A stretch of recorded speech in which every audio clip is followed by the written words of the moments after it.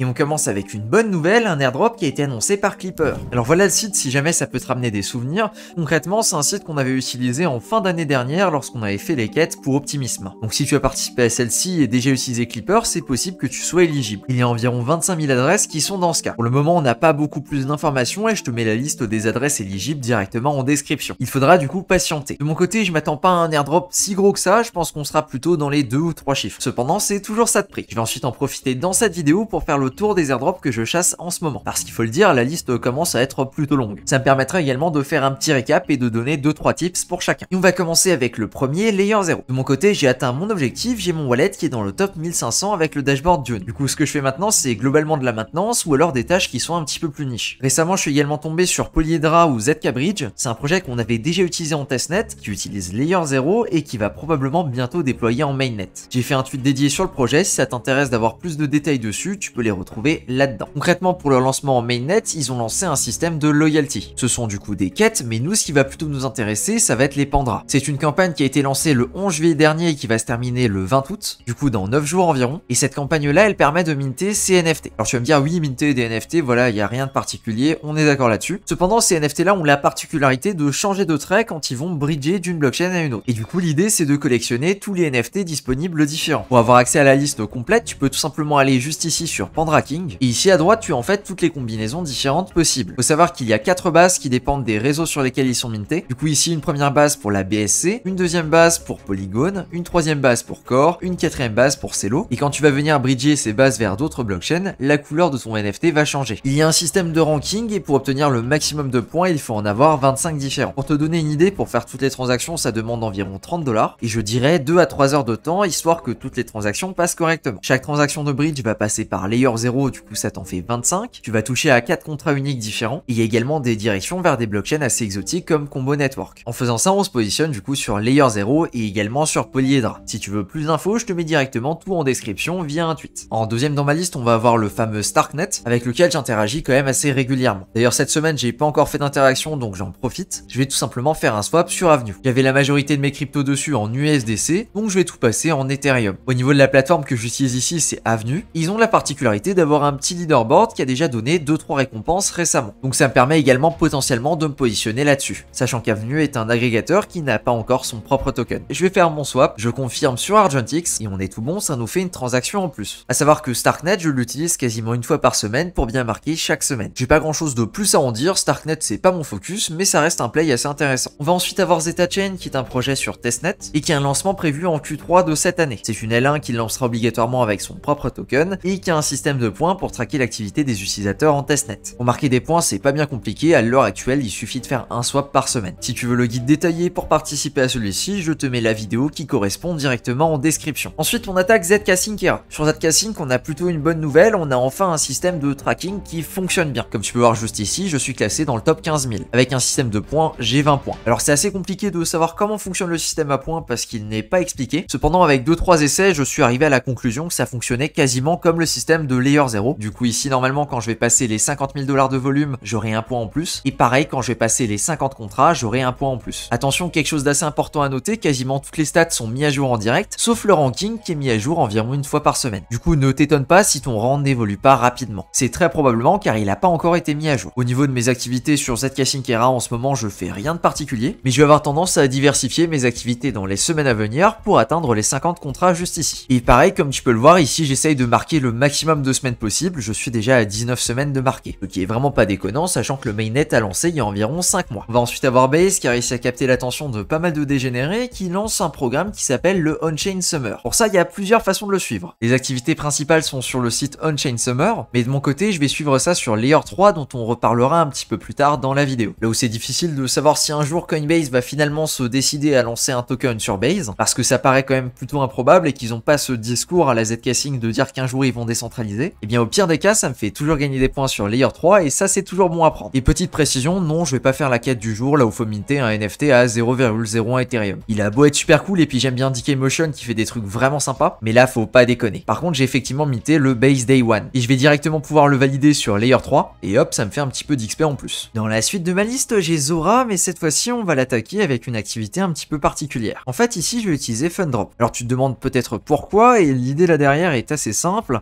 c'est tout simplement qu'on va pouvoir combiner 2 airdrops en un. Comme tu le sais, on est en train de chasser Zora et du coup on essaye de minter un NFT toutes les 2 semaines. Mais ici on a quelque chose de similaire et de plutôt sympathique qui va nous permettre de minter des NFT sur Zora et en plus de participer à autre chose, à l'airdrop de Context. Et si tu te poses la question, oui, Context a levé des fonds, ils ont levé 20 millions. Alors comment on va jouer celui-là? Dans un premier temps, on va aller sur Fundrop et on va minter un pass. C'est une transaction sur Ethereum et ça va nous permettre d'accéder à un système à points. Sachant qu'on est sur Ethereum, la transaction coûte environ 4,50$ au moment là où je fais la vidéo. Impeccable, je viens de passer ma transaction et maintenant pour valider ça, je vais partager sur Twitter. Maintenant pour aller plus loin, juste en dessous, on a différentes quêtes dans la partie goal et comme tu peux voir, on a une quête qui demande de minter des NFT sur Mintfun pendant 7 jours d'affilée. Justement, c'est pour ça que je me presse un petit peu à sortir la vidéo, parce que comme tu peux le voir, la deadline pour avoir une première récompense, c'est le 18 août. Du coup, si tu fais le compte à partir d'aujourd'hui, on est tout bon et c'est encore possible. Il y a également 2-3 autres quêtes à réaliser, notamment une qui demande d'inviter des amis et du coup, je mettrai mon lien en description. La quête principale étant de minter des NFT dessus pendant 7 jours d'affilée. Et maintenant, tu as bien compris ce qu'on va faire, on va minter nos NFT via Zora. Et pour ça, tu peux regarder, tu vas donc avoir une liste de mints qui sont en cours sur Zora. On va donc faire d'une pierre deux coups avec ça. Et pour terminer ma liste, on va voir Layer 3. Ça, c'est plutôt une liste d'activités que je vais réaliser quand je ne sais pas trop quoi faire. C'est-à-dire que j'ai déjà réalisé mes activités principales et du coup, je cherche un truc à faire, donc je vais aller sur Layer 3 et je vais farmer un petit peu. À savoir qu'il y a pas mal de points qu'on peut déjà récupérer pour quasiment rien parce qu'on a déjà beaucoup d'activités avec toutes les quêtes qu'on réalise. Et si t'as jamais utilisé Layer 3, c'est tout simplement un système de quêtes qui est très bien foutu avec des levels et tout. Et le petit bonus, c'est que tu peux faire Layer 3 en attaquant ZK Sync ou encore Layer 0 par exemple parce qu'il y a des quêtes dédiées. Alors évidemment, c'est pas ça qui va te rendre éligible au plus haut tiers sur ZK Sync ou Layer 0, on est d'accord. Et d'ailleurs, si t'as bien attaqué les deux là, il y a de bonnes chances que tu puisses claim pas mal de points déjà sur Layer 3. Et voilà, c'est à peu près tout ce que j'avais à dire dans cette vidéo. Merci à toi de ton attention et sur ce, je te dis à plus pour une prochaine. Ciao.